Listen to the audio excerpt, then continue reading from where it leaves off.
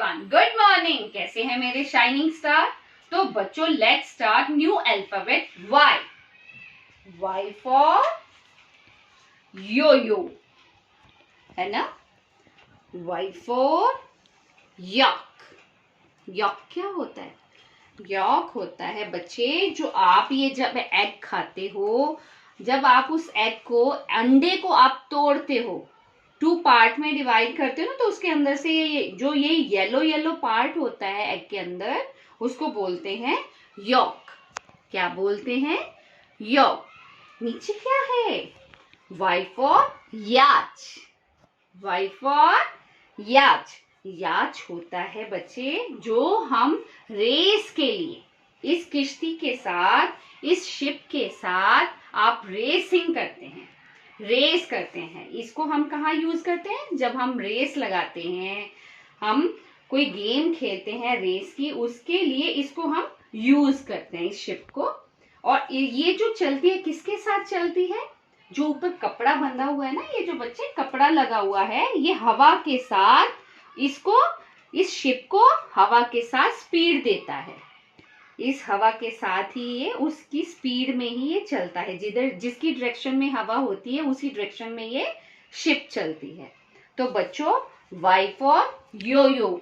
यो यो आपकी गेम होती है ना, जो कि आप थ्रेड के साथ, ये यो यो ये बंधा हुआ होता है, तो उसको आप थ्रेड के साथ गेम को खेलते हो। ये है यो यो, ये है यॉक, यॉक, ये है याच।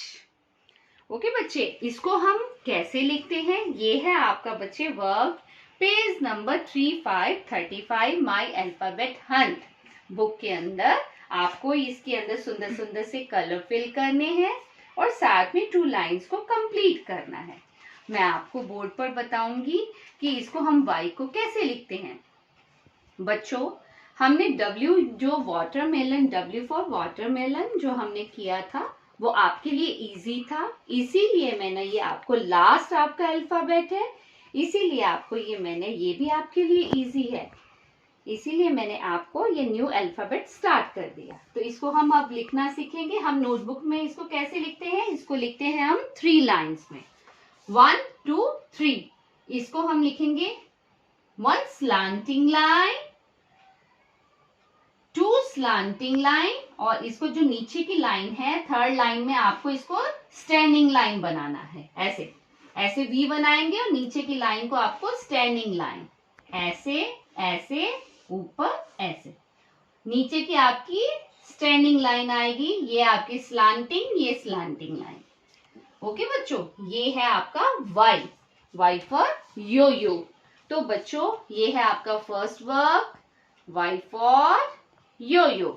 तो बच्चों, अब हम करेंगे नेक्स्ट वर्क।